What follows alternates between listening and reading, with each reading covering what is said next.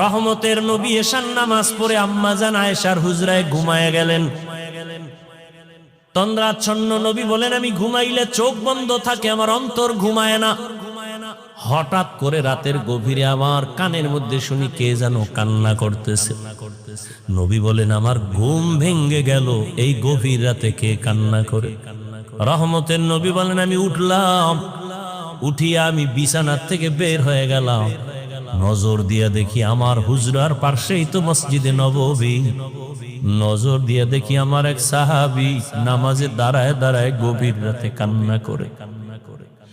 আমি রহমতের নবী হঠাৎ চমকে উঠলাম, কোন সাহাবী এই গভীর রজনীতে কাঁদে?